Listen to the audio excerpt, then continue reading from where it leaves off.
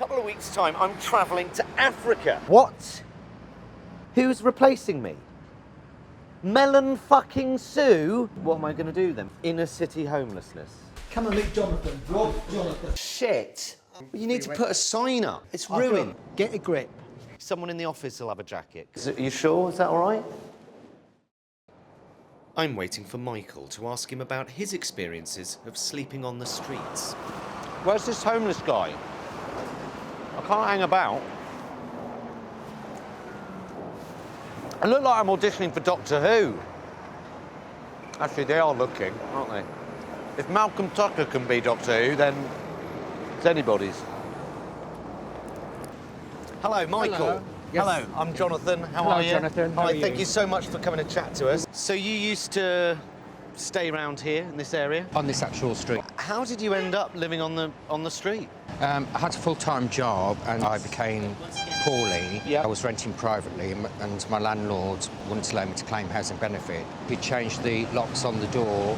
From that moment on, you were homeless? It was just like that. Where do you eat? Where do you find your food? There used to be soup runs right down the bottom of the Strand. Once I'd had a sandwich and a cup of tea and everything, I used to come back here and then that was me for the night. And what is it you call this? It's called a kipper. A kipper? Yeah, as like in the fish. So this here would be your kipper?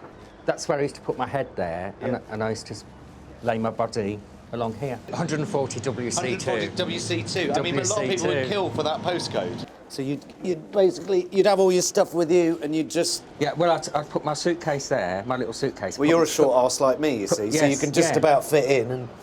Did you get to sleep? I didn't really sleep. It's like a bit like dog napping. You have to be very, very aware of what's going on around you. So for 3 or 4 months, you basically didn't really get any sleep? No. I mean, this is just one below an IBIS budget. I asked Michael how long it took for the seriousness of his situation to sink in.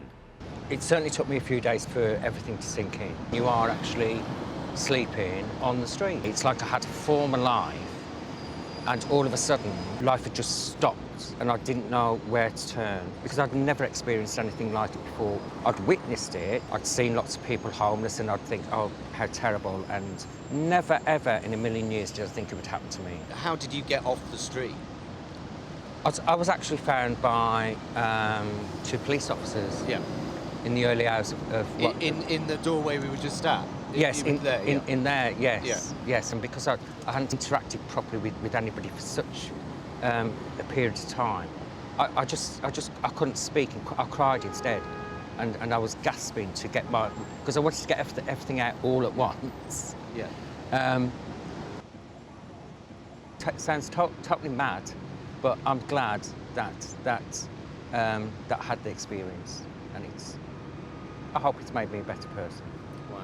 It's been yes. real pleasure to meet you, man. Okay. And, Yeah. All right. well, what a fascinating interview that was with Sorry, just give me a minute.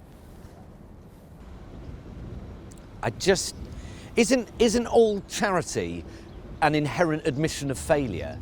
Seriously, when you have charities that are helping people who are living rough on the street, living rough on our streets, how can that be a thing?